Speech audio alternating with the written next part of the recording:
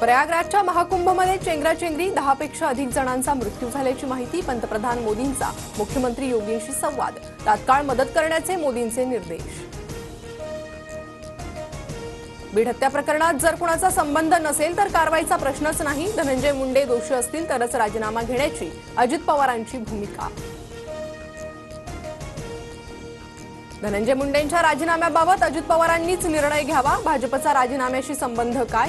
आमदार सुरेश धस यांचं वक्तव्य। सुरेश धस भाजपातले खालचे कार्यकर्ते। धस काय बोलतात याच्याशी मला घेणं देणं नाही। वरिष्ठ नेत्यांचं मत महत्त्वाचं। अजित पवारांचं धसांना प्रत्युत्तर। बीड हत्या प्रकरणावरून सत्ताधारी पक्षातील लोक अजित पवारांना आणि राष्ट्रवादीला टार्गेट का करतायत? खासदार सुप्रिया सुळेंकडून अजित पवारांची पाठराखण।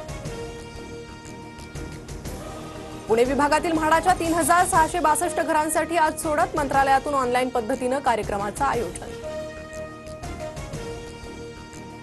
बुलढाण्यातील केस गळतीच्या साथीवर बुरशी प्रतिबंधक औषधांची मात्रा उपयुक्त। नागरिकांच्या डोक्यावर पुन्हा नवीन केस आल्याचा नागपुरातील क्षेत्रीय आयुर्वेद अनुसंधान संस्थेचा दावा।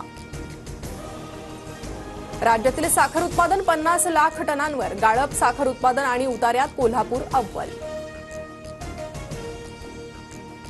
टोरेस प्रकरणात आर्मेन अटाईन नावाच्या व्यक्तीला अटक। फसवणूक करून परदेशात पळालेल्या युक्रेनमधील आरोपींना मुंबईत प्रस्थापित करण्यासाठी अटाईननं मदत केल्याचा आरोप। राज्यातील शालेय विद्यार्थ्यांमधील गुणवत्तेत अद्याप सुधारणा झाली। प्रथम एज्युकेशन फाउंडेशननं केलेल्या अॅन्युअल स्टेटस ऑफ एज्युकेशन सर्वेक्षणामध्ये स्पष्ट।